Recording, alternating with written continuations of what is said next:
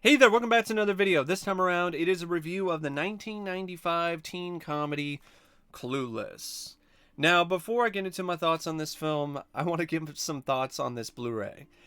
Paramount, whoever you had in charge of designing this 25th anniversary Blu-ray cover art is clueless. Like, what is this bullshit? This is so tacky and terrible.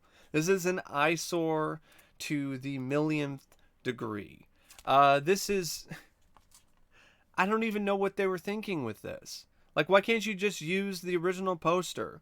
Why can't you commission somebody to do some new artwork for the film instead of this Photoshop monstrosity with a metric ton of fucking glitter?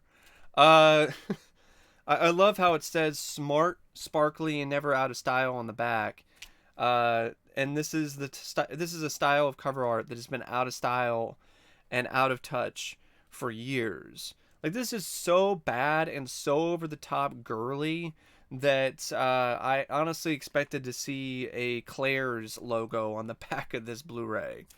Um, and the Steelbook edition isn't much better because they use Cher's plaid yellow ensemble that she had at the beginning of the movie. They use that as the background for the Steelbook, but then they also put Cher in the middle of it wearing the same outfit. So, and they also photoshopped it, so it looks as if Cher's head is just floating around in a absolute mess of yellow plaid. So yeah, Paramount really dropped the ball when it comes to the 25th anniversary of Clueless. And not only with this cover art and the steelbook art, but with, the fact that this doesn't have anything new in terms of special features. I don't even think it even has an audio commentary. I mean, I could be wrong. But yeah, it doesn't have anything new when it comes to interviews with cast and crew.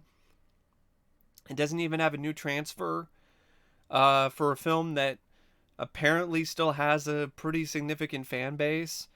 Uh, nope, no new transfer. Same transfer that was on the previous release by Paramount. And it's not a bad looking transfer. It's just one of those things where you would think that Paramount would put a little bit more of an effort into this recent release for the 25th anniversary for the fans, but no dice. But anyway, before I get into my thoughts on the film, I want to give a very special shout out to Bryan R for requesting this review. If you want to request a review or my thoughts on a particular topic or subject, feel free to donate to my PayPal. The link will be in the video description. Now, without further blabbing and ado, let's get into Clueless. So Clueless is a 1995 teenage comedy film directed by Amy Heckerling. She also wrote the film. This is a labor of love for her. She was writing the movie and was really trying to get it off the ground and get somebody to distribute it or actually make it for quite a long time. Originally, the project was with 20th Century Fox under a different name, but then it got put into turnaround, and through a genuinely miraculous in some ways twist of fate, the film got out of turnaround because it caught the attention of what would be one of the producers, who actually at the time was a pretty popular big name in Hollywood, who I think at one point was actually a head of 20th Century Fox, or one of the heads at the studio. And he was familiar with Amy, and they crossed paths. He saw the script, he really liked it. I think it was Scott Rudin. And that caused a bidding war among all these studios to get the rights to the script, including Fox, who lost the bidding war to Paramount, who decided to distribute the film. And the rest is history. Now, this is one of those movies that I remember watching a decent amount of times of VHS growing up because my mom was a fan of it. And I remember not minding it. I remember laughing at a few things. I remember it being fairly entertaining, but I never really remembered loving the film growing up. But it had been such a long time since I had seen it, I was honestly looking forward to revisiting this for this review. And I gotta be honest, I did not love Clueless. I didn't fall in love with this movie. It's one of those movies that I can see why it has a pretty big fan base, but it's still one of those movies that, to me personally, didn't really live up to its full potential. It's a film that definitely does have its charm. I think it's a cute, fun movie, but I don't think it's as consistently engaging or as consistently funny as it could have been, especially when it comes to the humor. I think a lot of it is hit and miss. There's some really great bits of biting satire on Beverly Hills culture, with stuff like sequences where you see everyone at the school with some sort of plastic surgery that they've done, like they have, bandages on their nose because they've had nose jobs, or they have all these different things. So there was some really nice biting satire of things like that, and it is a satire of Emma and class structures and everything. But I think there honestly have been better films that have dealt with the satire or have dealt with the class structure of high school better than Clueless. For instance, Mean Girls, Heathers. I think Heathers is the best teen comedy. I think Heathers is the best film when it comes to dealing with class dynamics in high school, at least for me personally. Um, but this film, it does have a certain undeniable charm about it. This sparkly, bubbly bit of charisma that definitely is due to Alicia Silverstone's really magnetic performance as Cher. Uh, she's a total ditz, but you can see why she's popular. And there's just something about her that is just very it's just, it really is quite a sparkling personality, and it is something that you really do enjoy if you can get into it. I can see why some people found her performance and her character to be annoying. I can see why some people wanted her to like crash her Jeep into a pole at the beginning of the movie and have the Jeep explode because they can't deal with her. I can see it. I can totally understand why a lot of people's criticisms with this character. Despite the fact that I don't mind this character and I like Alicia Silverstone in this, I don't necessarily disagree with some people's criticisms with her character. For one, I think the script by Amy Heckerling could have done a better job making this character a little bit more well-rounded. She seemed to be more of a cardboard, ditzy blonde stereotype who's obsessed with fashion and fitting in, and there really wasn't, in my opinion, a turn with her character where she learns things and changes her character enough in a way that is substantial. I think things were a little bit too rushed when it comes to certain elements of the plot. For instance, Cher gets replaced by her protege, Ty, in the ranks of high school in terms of popularity. That didn't feel natural. It felt forced, and I didn't buy it. And she wasn't unpopular for that long at all. She just, and so there really wasn't enough of a there wasn't enough time that had passed for that to sink in when it comes to her being unpopular, and or her feeling like she's the one that's actually clueless. And then on top of all that, the only thing she really does differently is she decides to donate some stuff to this charity, and but at the end of the day, she still gets exactly what she wants. So it's one of those things. It's like she still gets everything, and she only changed her character in a minor way. So it's just one of those things where I don't think the character shifts really stick, and I think that definitely does hurt the characterization of Cher. Because it doesn't really seem like the character, like I said, is as well rounded as she could have been. That's where another writer might have actually helped. I know she prides herself in being this do it all kind of writer, but I think that if you had another voice in the room, you might have been able to fix some of those issues. That being said, it is a well-directed film. I mean, Amy Heckerling's direction in this is great. I think she did a wonderful job directing this movie. And there are a lot of shots in this for this kind of movie that are genuinely stunning. I think it definitely helps that you have a really talented cinematographer in Bill Pope. I mean, Bill Pope is this is the guy who did the cinematography for Darkman and Army of Darkness and The Matrix Reloaded and The Matrix Revolutions. Yeah, he did the cinematography for all of the Matrix movies.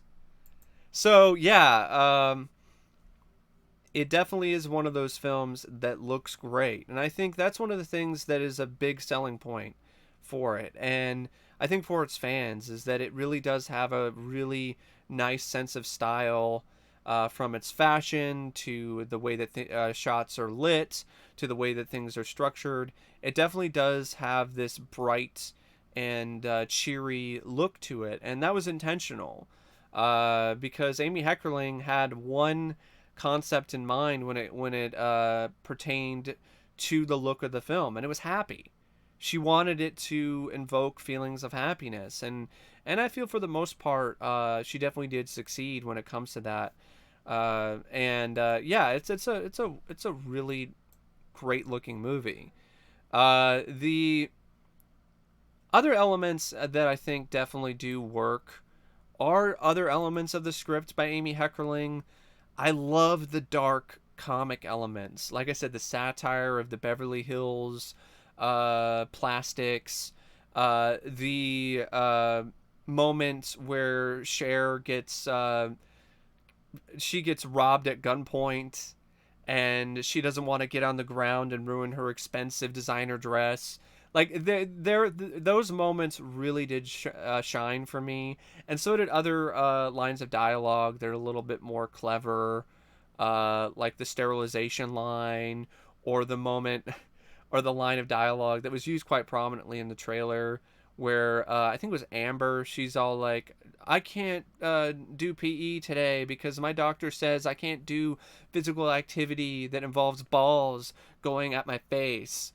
And then D is like, "Well, there goes your sex life." So I mean, like, there's some funny, legitimately funny lines of dialogue. There's some legitimately hilarious sequences. The freeway scene is so that one cracked me up as a kid, and it still cracks me up as an adult because it's so absurd. It's just a simple thing of teenagers going on the freeway, but since they're a bunch of spoiled rich Beverly Hills teenagers, like they don't, that's like horrifying to them. Like that's like if they got dropped into a war zone. They're just like, ah, so um I actually thought that scene was pretty funny and pretty clever. The reactions by everyone involved, by the actors in that sequence, were also pretty priceless. But yeah, I mean, despite the fact that it does have some moments that really do work with the script, I do think the script is not as strong as it could be. There's a core element of it that is honestly really awkward. The whole romance between Cher and her former stepbrother, played by Paul Rudd. Yeah, the whole thing between Cher and Josh. I mean, Alicia Silverstone and Paul Rudd, they have great chemistry, and I think they really are great when it comes to their sequences with one another. And I think Paul Rudd and Alicia deliver some of the best performances in the film, other than other supporting roles like Dan Hedaya as Cher's dad. But I just, I just really feel that whole romance is really fucking weird. I know they're not really brother and sister, but they are so close, and they were in a way that is very brother and sisterly, so it does have this sort of incest kind of vibe, and it's really off. I think they could have easily just changed the character around and had Josh be actually closer to her age, and not in any way have been a brother to her. So have him just be someone at the high school. I mean, they easily could have done that, but I don't. I guess maybe that was something that was done because Emma had a character like that, or that's how the dynamic was in that particular story. But if that's the case, it still should have changed it around because it's just so awkward, and you just feel kind of icky when you're watching the whole sequences and everything unfold about them falling in love. And I also feel that the matchmaking stuff, I don't feel that the whole thing with Wallace Shawn and the other gal, I don't think that was really necessary. I think it kind of, especially when Ty is a lot of the same stuff. I think the better way to have made this whole bit with Wallace Shawn, the teacher, and Miss trying to look up her name. Yeah, Miss Geist. I think a better way to make those make that whole sequence work is to have made it a moment where Cher actually fails. They don't, her matchmaking expertise does not lead to them falling in love immediately. You could have it where they still fall in love, but it's due to the actions of Mr. Hall, who goes out of his way to court and to impress Miss Geist because he actually does genuinely fall in love with her, instead of having everything be a setup by Cher. And then because she failed in getting them together initially, that is why she takes on the task of making over Ty and trying to make her popular at high school in her domain, is because she failed, and she's never failed before. She's never been unable to make a match, and stuff like that. So I think that would have been more interesting when it comes to the overall story, because when you have the stuff with Geist and Wallace Shawn, it just goes by, it just goes in a way that it plays out in a way that's just way too easy for me, and it also is just way too storybook and cliched, and it also hampers the stuff with Ty, because if the stuff with Ty then feels like it's the same sort of thing but with only minor differences. So yeah, I really feel that that it would have been in the film's best interest to have really done something a little bit different with the whole deal with the teachers and so on and so forth. Um, and like I said earlier, when it comes to Ty, the whole thing where she replaces Cher in the hierarchy, I really think that should have been a little bit less abrupt and a little bit less quick. It really did not register in the way that I think Amy would have liked. It just felt like it was just rapid fire, and it was just way too fast. I honestly would have had Cher experience what it's like to be unpopular for a week, possibly even 2 weeks, and then actually show maybe a montage or multiple other sequences of Ty actually climbing up the ladder. Because the way that it's handled just feels like she's now the most popular girl in school after she uh, embellishes a story of when she was held over the edge of a railing at the mall. It's just one of those things. It just feels a little bit. It just doesn't feel very genuine. But there are other elements in the script, like I said, that do work. I like the dynamic between Cher and her dad, and I love the fact that Dan Hedaya was cast as Mel, because it was a legitimate case of intentional casting. Amy and the producers, they wanted to have a hitman type to play the dad because they thought that would make for a fun dynamic, and they were definitely right about that. And Dan Hedaya never played a character like this, and I loved him. I thought he was just a riot. I thought he was honestly one of the funniest characters in the movie, and I thought honestly in a lot of ways he stole the film. He was a scene stealer, and it's really quite heart wrenching though to watch the interview with him on this Blu-ray where he's talking about how he never had the opportunity to be a dad, and this was like his way of experiencing that, and he kind of viewed Alicia in a way that was very fatherly and familial because of the fact that he never really had the opportunity to be a father. I hope Dan had the opportunity to be a father to somebody at some point in his life, because my heart really goes out to him. And I mean, if you watch that interview, it's just like, oh man, like it really does hit you like right here in the heart. You're just like, damn, that sucks. Like you can tell, you can just feel the longing in his demeanor and his face and his body language, and it's really really quite tragic. But kudos to Dan for being that open too. I mean, that takes a pretty big person to be willing to put themselves out there in that way on a interview of all things, for a DVD or Blu-ray. And there are some other characters that I think are, fine in terms of how they're written, but I think they could have been fleshed out a little bit more to make them feel a little bit more real.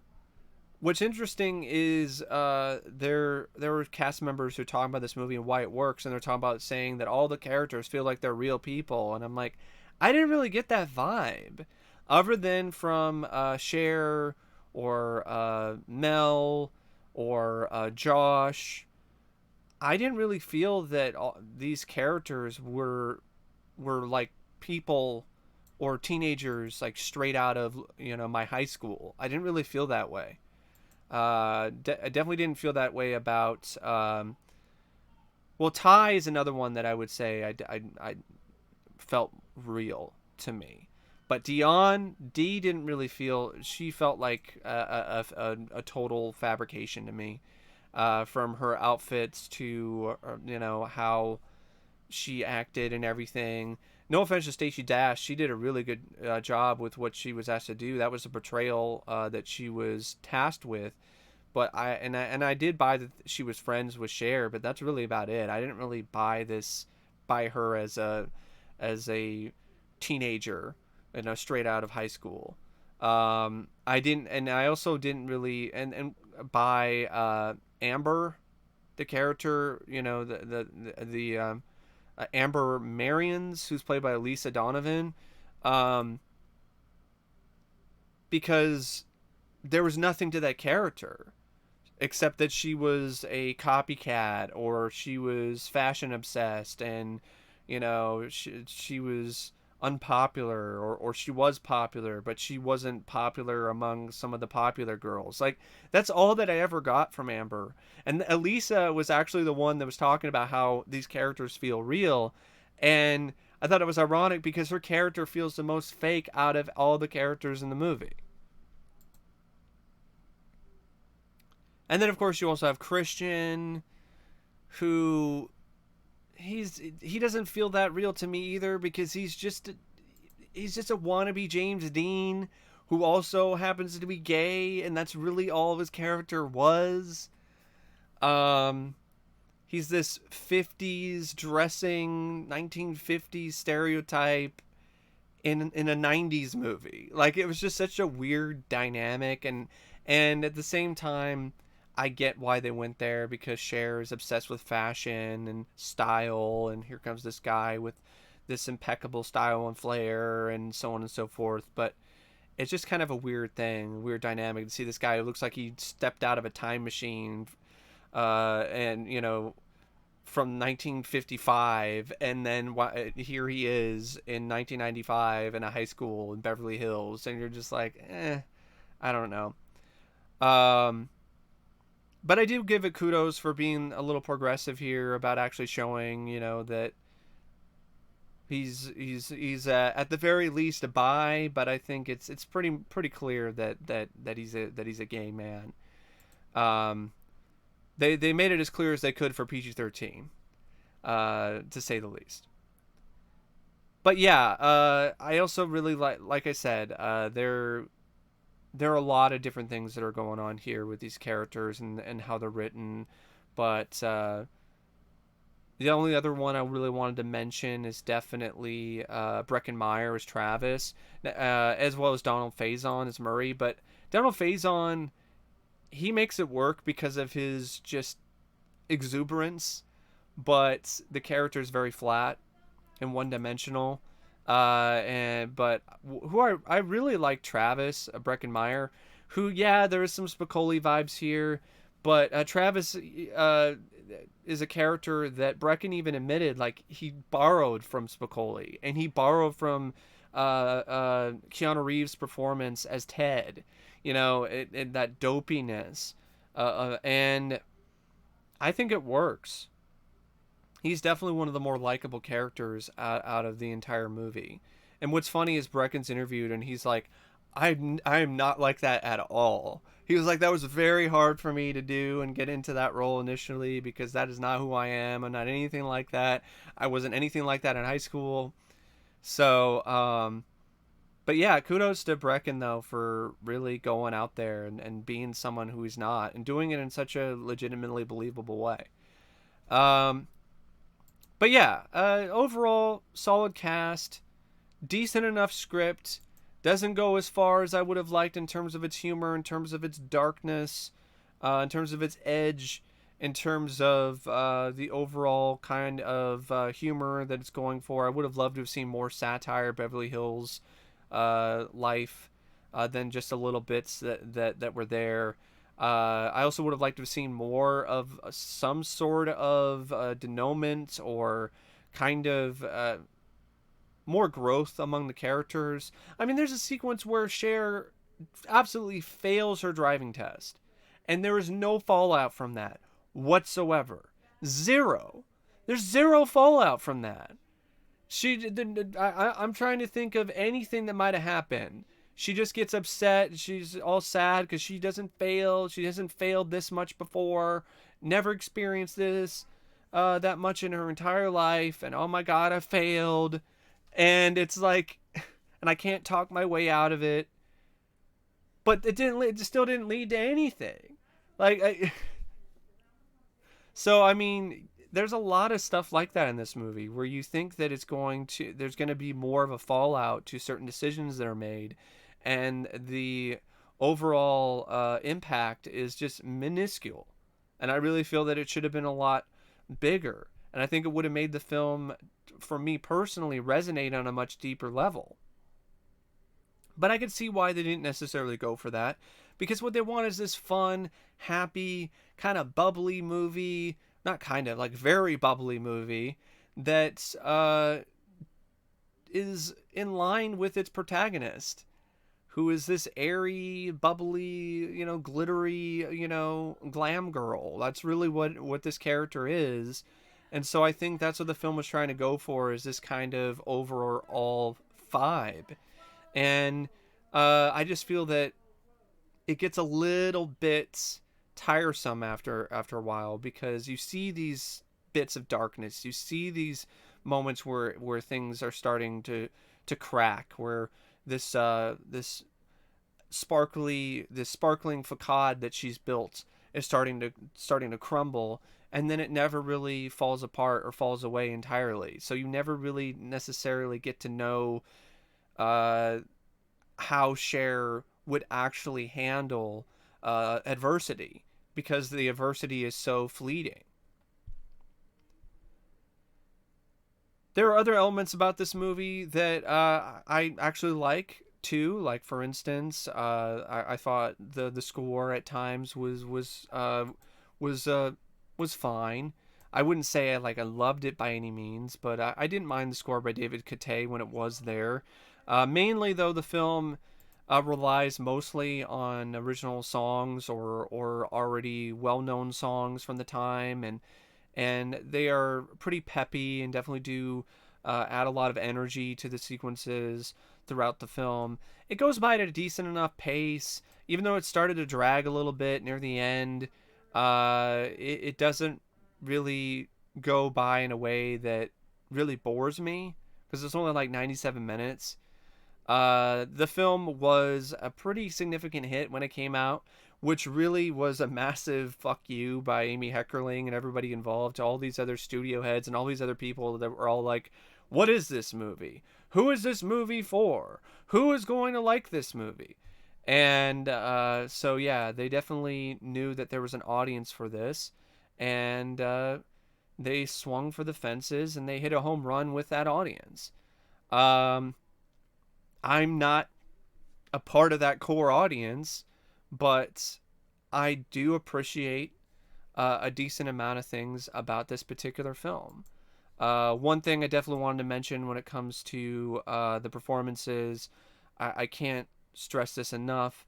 I really genuinely loved Brittany Murphy's performance as Ty, and it really does show that she was a really talented actress. She hadn't really done that much other than sitcom stuff before she got this role, and she was still a fairly young actress at that point.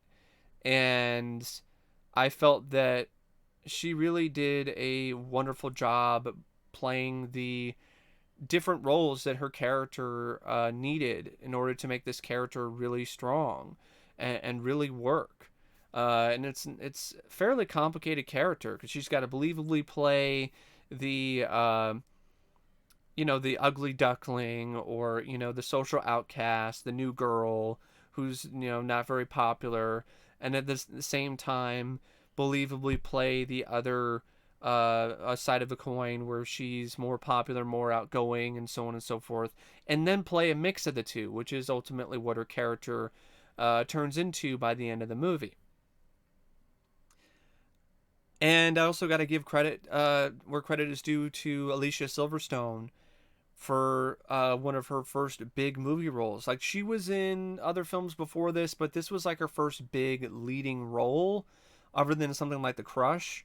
And I thought she crushed it for what she was tasked to do. This is the character she was asked to play. She was asked to play this ditzy airhead stereotype of a teenage preppy Beverly Hills rich girl. That's what she was asked to do, and she nailed that to a T. And despite how annoying the character could be at times, she did have this genuine charisma about her that was endearing, that was charming.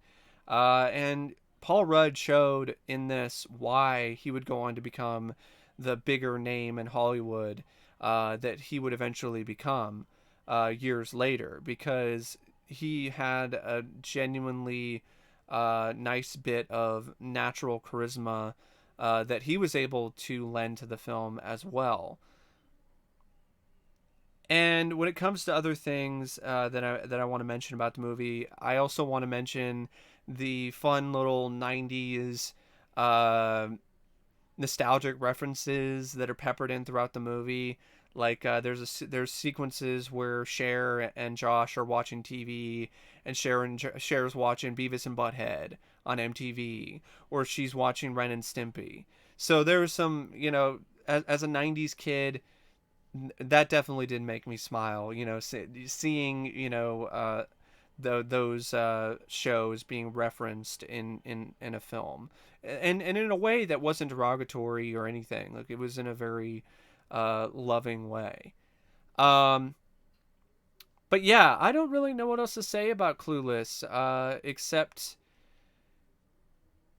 it's one of those movies that I think you're either going to be on the fence about it, you're either going to hate it, or actually, I think you're either going to love this or you're going to hate it, and or you'll be one of the few exceptions where you don't mind it for what it is. This is not a film that I'd watch over and over again for me personally, but I don't mind the movie. Like I said, it goes by at a decent enough pace. It definitely has a certain sense of charm and style to it that I do like, and it's it's fun.